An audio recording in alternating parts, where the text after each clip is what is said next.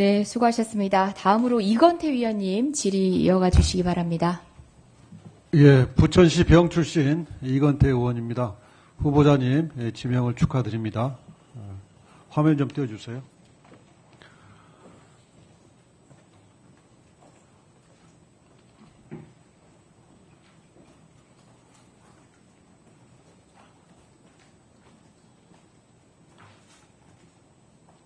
제일 마지막.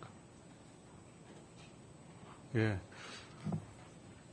이 내용이 이재명 당시 민주당 대표 공직선거법 대법원 판결문 중에 일부입니다. 제가 읽어보겠습니다. 빨리.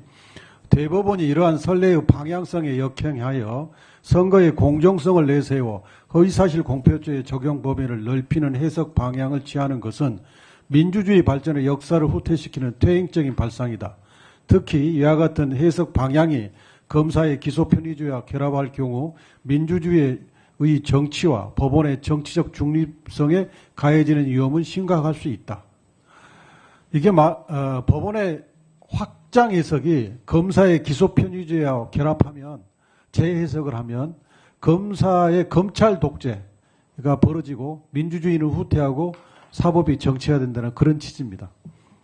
후보자님이 모두 인사 말씀을 하실 때 저는 우리 사회의 정치의 사법화와 사법의 정치화를 우려하는 목소리가 있음을 늘 의식하겠습니다. 이렇게 말씀하셨습니다.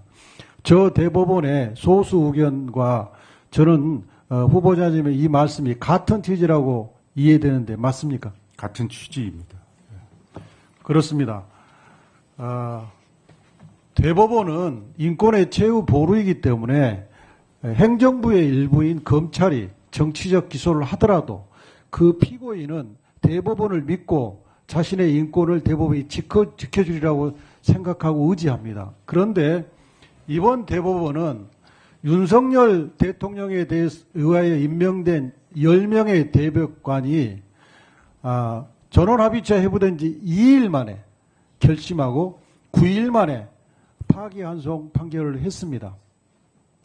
이것은 저는 헌법재판소가 이번에 대통령을 파면함으로써 헌법 수호, 권력 견제를 한 반면에 대법원은 대통령에 종속돼서 대법원장의 지침에 따르는 지침 판결, 대선 개입, 정치 판결로 일관했다고 봅니다.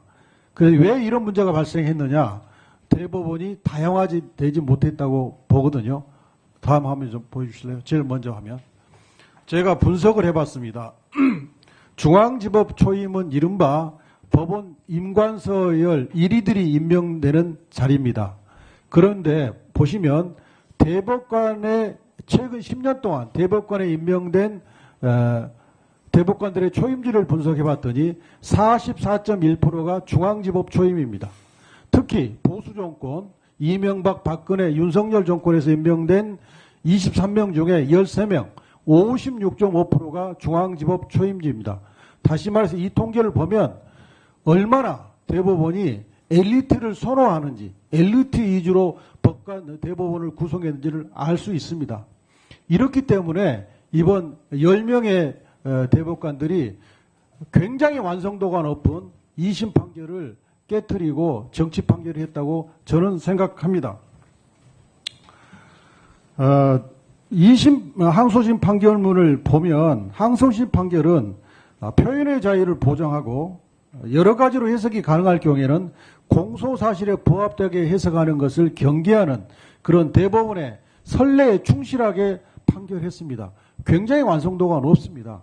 그에 비교해서 대법원의 판결은 다수 의견은 본인들의 선례에도 반하는 그런 판결을 했습니다. 저는 과연 대법관들이 임관서열 1등들만 모아놓은 집합소가 돼서는 안 된다고 생각합니다. 이 문제를 해결하기 위해서는 대법관의 증언이 반드시 필요하다 이렇게 생각하는데 후보자님 생각은 어떻습니까? 먼저 지금 최근 있었던 대법원 판결에 대해서는 제가 구체적으로 평가할 위치에 있지 않다는 양해의 말씀드리고요.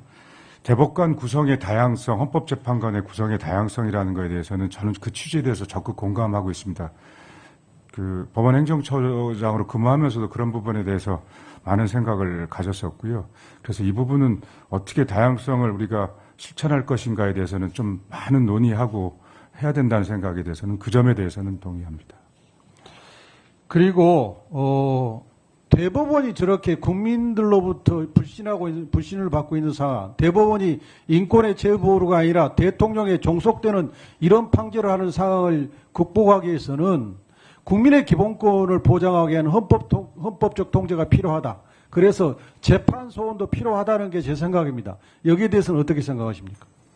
저는 재판 소원 도입에 대해서는 뭐 오랫동안 저희들 법조 영역에서는 정말 아주 37년의 역사를 갖고 있는 쟁점입니다. 그래서 최근에 재판 소원에 관한 이제 이슈가 정책 문제로 된 거에 대해서는 어쨌든 해결해야 할 문제가 드디어 본격적으로 논의되고 있다는 생각을 갖고 있습니다만 재판 소원의 도입의 장단점 같은 것들을 좀 더 면밀하게 고민할 필요가 있다는 생각은 개인적으로 갖고 있습니다.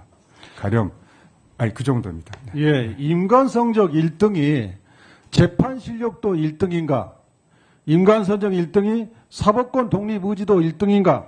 오히려 해바라기 판결을 제조하는 그런 판사들 아닌가? 또 영혼 없는 법 기술자들 아닌가? 또 지침에 순응하는 그런 순응 판사들 아닌가 하는 게 제 생각입니다. 여기에 대해서 후보자님 생각은 어떠신가요? 너무 어려운 질문인데요.